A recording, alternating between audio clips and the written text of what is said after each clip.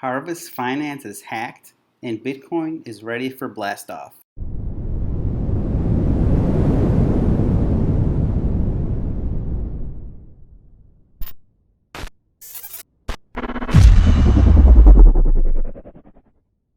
What's going on, guys? Randy here with another daily crypto video. Before I get into today's content, I want to let you know about the Brave browser. It's just like Google Chrome. You can download Chrome extensions, but what's really cool with the Brave browser is it automatically blocks trackers and ads, saves you on bandwidth, saves you on time, and then when you click ads like this one here for eToro and other crypto related ads, you'll earn BAT, Basic Attention Token, which is pretty awesome. When BAT reaches its all-time high of nearly $1, that's some pretty easy coin that you're earning for free just for using a browser that you would probably just use anyway, because Brave browser is my main browser and I use it on a daily basis.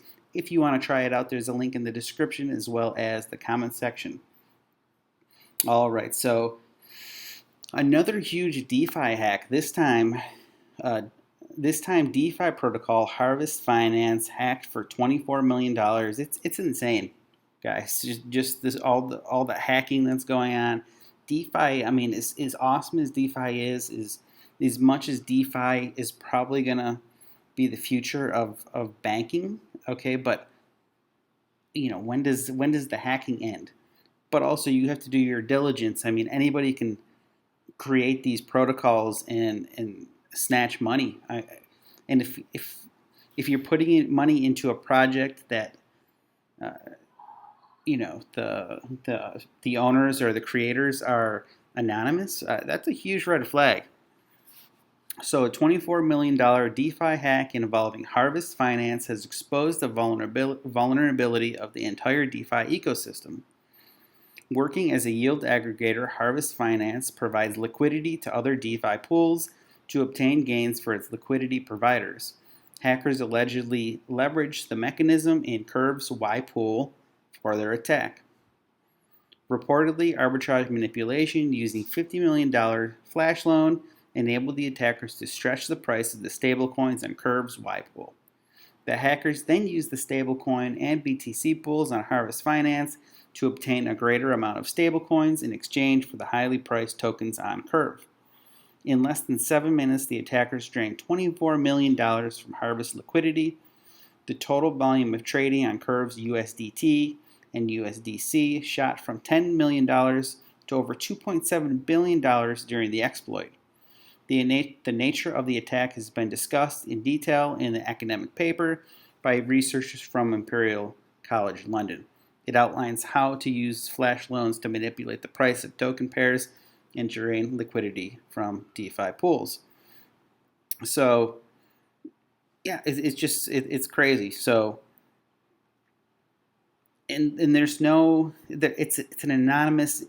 It's anonymous. It's an anonymous protocol. Why are people putting money in something where you don't know who the owner is? And I get as well, even if there's an owner involved or a face or a figurehead of the company, doesn't mean it's not going to happen. Look at the crypto project arbitraging. They had figureheads, they had owners out, you know, showing who they were, doing interviews, and they still did an exit scam and left. So it could happen. Just be careful out there. This stuff really puts a black eye on the DeFi world and crypto in general. This stuff's going to happen. Somehow it needs to be prevented, but Harvest Finance hacked for $24 million. Okay, so Bitcoin, it's ready to boom. I mean, it's holding above that $13,000 price point. It seems like when the good news is coming, it's coming quick and coming often. And same thing, and also sometimes with the FUD, it seems like the same thing. When bad news starts, the bad news rolls, and the market kind of seems to fall with it. But right now, Bitcoin is very, very bullish. It's ready to rumble.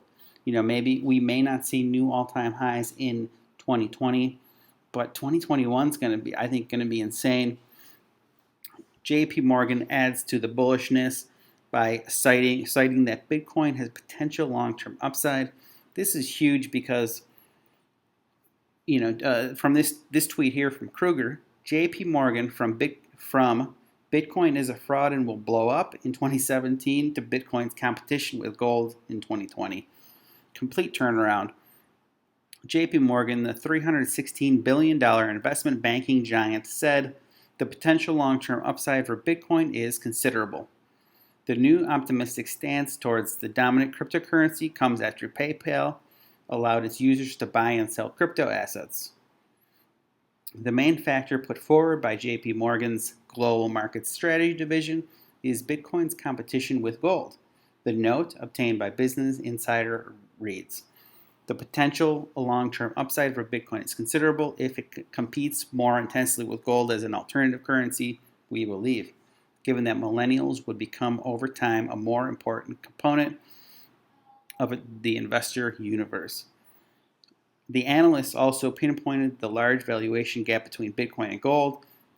At least $2.6 trillion is said to be stored in gold, exchange-traded funds, and bars. In contrast, the market cap for BTC remains at $240 billion. So what they're saying is there's a ton of room for BTC to grow and to blow up to even a $1 trillion market cap, or an $800 billion market cap. So just imagine the price of Bitcoin. I know a lot of people get into a crypto and they get into altcoins because they think, well, that's going to be the quickest gains. But you need to have Bitcoin in your portfolio, and if you have a balanced portfolio of mostly Bitcoin and altcoins, when altcoins stop rallying, you still have your Bitcoin to prop up your portfolio. When altcoin season comes, your whole portfolio is only going to go up. So very important to stack that Bitcoin. Hopefully that's what you're doing. Some Bitcoin, some Ether. We're ready for takeoff here, guys. If you like daily crypto content, be sure to subscribe to this channel. If you like the video, please give it a like, and I will see you guys tomorrow.